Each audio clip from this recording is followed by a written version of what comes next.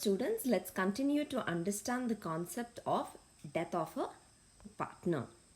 So we know that in this chapter we need to prepare deceased partner's capital account.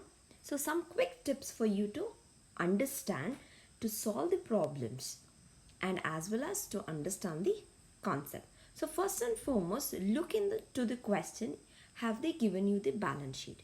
If the question is starting with the balance sheet, then identify what is deceased partner's capital.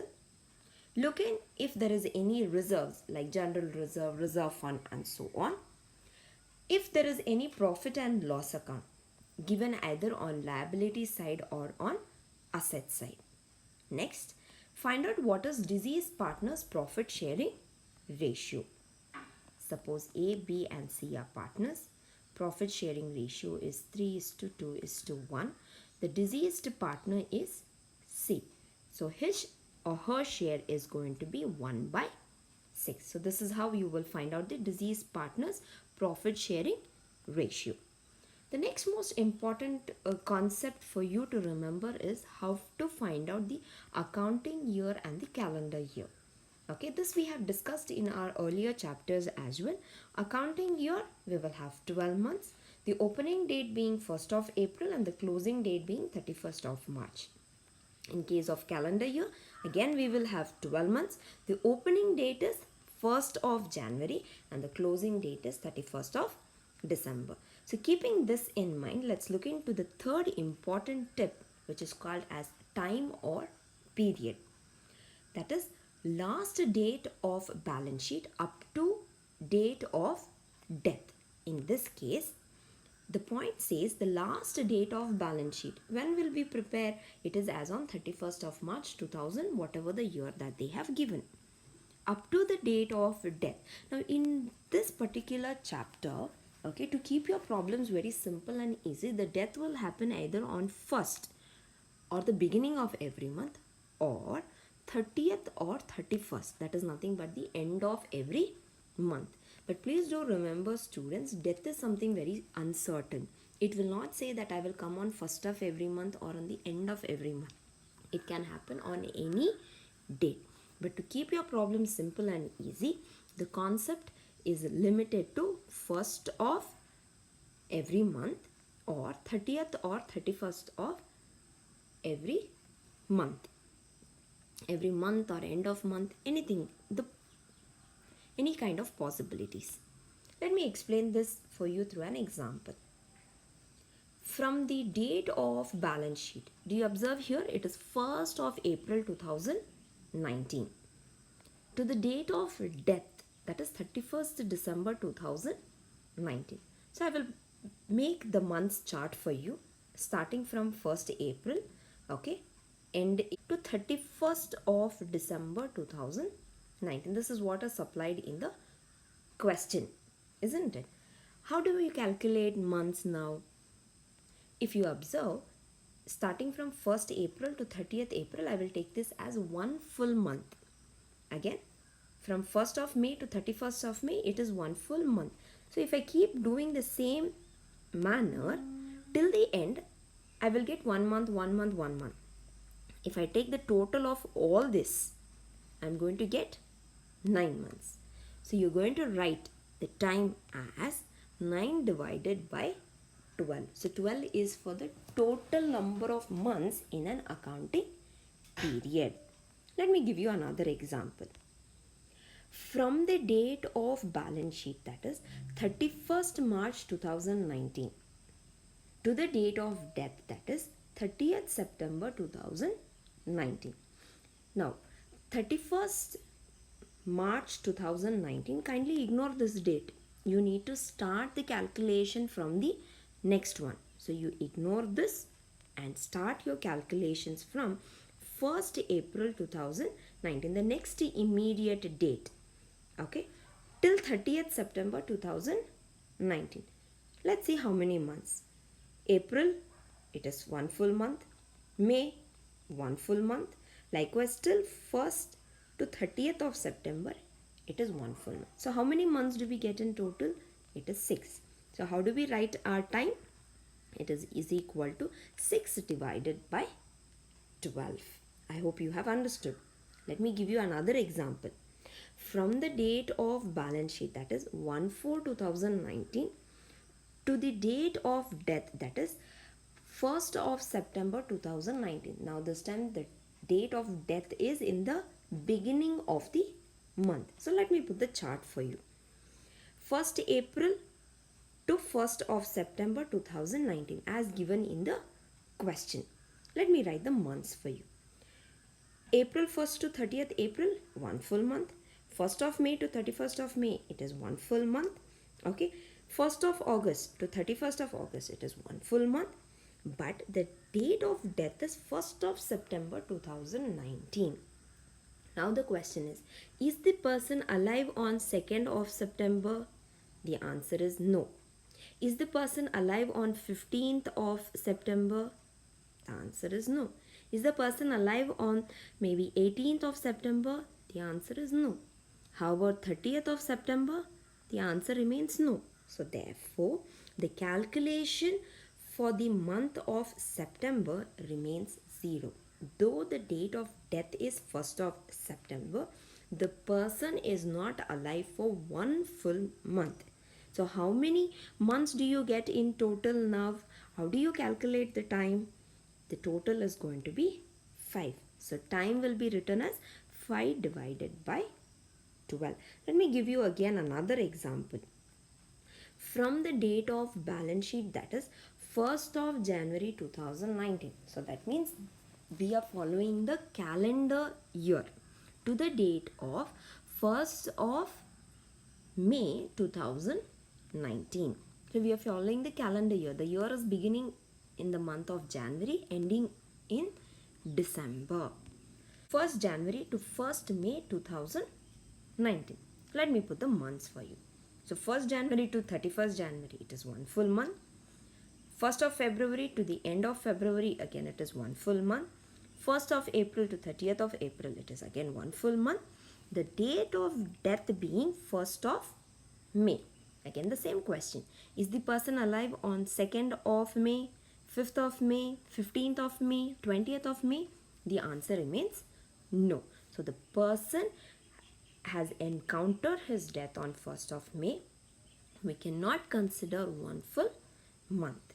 So we get how many months in total? 4 months, written as time is equal to 4 divided by 12. So let the concept be anything. May it be 31st of March 2000 whatsoever, or the year ending on 31st December 2000 whatsoever the year, the concept remains the same. The fourth point to remember, follow the adjustments as per the instructions given in the question. That is maybe with respect to calculation of goodwill, accrued profit, if there is any joint life policy, and so on. Next, simple formulas to calculate deceased partner's share. Now in my previous video, I have shown you the format of deceased partner's capital account. Now in order to prepare that, you need to know these simple formulas.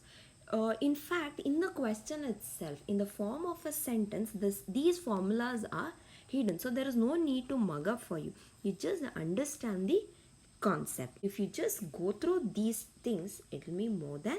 Look into the very first question.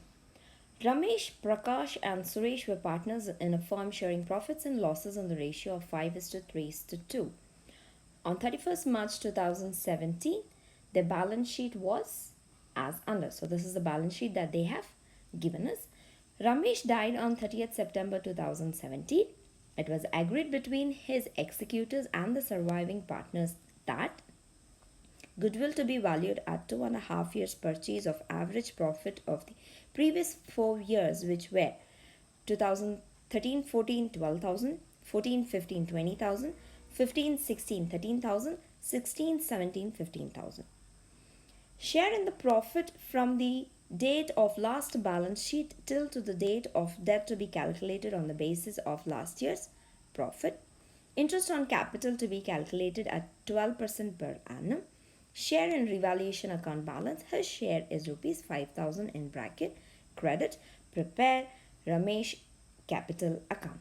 So from the question we understand that Ramesh, Prakash and Suresh are partners. The profit sharing ratio being 5 is to 3 is to 2. 5 by 10, 3 by 10 and 2 by 10. So the deceased partner is being Ramesh. So in the beginning of the video I have said follow certain tips. First and foremost, identify if they have given you the balance sheet in the question. If so, find out what is the deceased partner's capital. So Ramesh capital is rupees 30,000. Look if there is any reserves, profit and loss. So in this question we have reserve. So we need to calculate what is Ramesh reserve. And the next important information is find out what is Ramesh share of profit, which is nothing but 5 by 10. Next is to find out what is the time or the period. So based on the last date of balance sheet up to the date of death, which is considered as the intervening period. So if we ignore 31st March 2017, the opening date is 1st April 2017. So April, May, June, July, August, September. We are going to get 6 full months. So the time is going to be 6 divided by 12. Now we will follow the remaining adjustments. So the first one being we need to calculate the goodwill of the firm. So goodwill is equal to average profit into number of years purchased. So number of years purchased is 2.5 years, nothing but 2.5 years. Average profit we need to calculate. So 4 years of profit divided by 4. Next, share in profit from the last date, from the date of last balance sheet till to the date of death need to be calculated on the basis of last year's profit. So here they have given us the last year's profit, that is nothing but rupees 15,000. 2016-17 is rupees 15,000. On this we need to find out what is Ramesh share. Interest on capital to be allowed at 12% per annum. So on 30,000 you need to calculate what is the rate of interest allowed to Ramesh, keeping in mind the intervening period. Share in revaluation account balance. His share is rupees 5,000. So directly they have given us the information regarding the revaluation profit, which is written on the credit side of the partner's capital account, which is rupees 5,000. So let's prepare Ramesh capital account. So first and foremost, from the balance sheet we will bring down the information related to Ramesh capital reserve and then follow the adjustments. Ramesh capital account. On debit side, debit the receiver, credit the giver. The first item you are going to bring down is the capital of the partner, which is rupees 30,000. Next, reserve fund, which is rupees 6,000. What is his share? It is 5 divided by 10. The amount is rupees 3,000. Followed by goodwill account. So goodwill of the firm. So make a note as goodwill is equal to average profit into number of years purchased. So what is the average profit given for 4 years, for 2013-14 to 2016-17? If you add up all this, you're going to get an amount of rupees 60,000. So average profit is going to be total profit, which is 60,000 divided by 4. That is, for 4 years we are calculating the profit. So the answer of average profit is rupees 15,000. Now let's substitute this information to calculate the goodwill of the firm. So 15,000 average profit into 2.5 years, that is number of years purchased, is equal to 37,500. So this is firm's goodwill and not Ramesh. So first write 37,500 into Ramesh share is 5 by 10. So his share of goodwill is 18,750. The next information given is in the question is about the profit of the partner to be calculated based on the last year's profit. Point number B, to be calculated on the basis of last year's profit. So for 2016-17, the profit amount is rupees 15,000. So on 15,000, first find out the time. For the intervening period, 6 divided by 12 into his share, that is 5 divided by 10. The answer is going to be 3,750. Again, the next information given in the question is interest on capital. What is capital amount? 30,000. What is the rate of interest? It is 12% up to his date of death. So 30,000 into rate of interest into time, that is 6 divided by 12, we will get 1,800. And the last information is with respect to revaluation account, which they have given us directly as credit amount rupees 5,000. Write it in the credit side. Now let's do the balancing. See, if you check on the debit side, students, there is no information. Right. On the credit side, if you take the total from 30,000 to 5,000, the amount is going to be 62,300 written on both the sides. Again, on the debit side, there is nothing to deduct. So let's write the amount as 62,300, which is written as to Ramesh executor's account, balance in figure. So with this, we complete the preparation of Ramesh capital account, which is a 6-mark question. Remember students, under death of a partner, we are going to solve only 6 marks problems. And for each and every entry, we are going to allot 1 mark. Like for example, for reserve fund 1, goodwill 1, profit and loss account 1, interest on capital 1, revaluation account 1, and to find out the final balance in figure. So this makes up your 6-mark question. Thank you.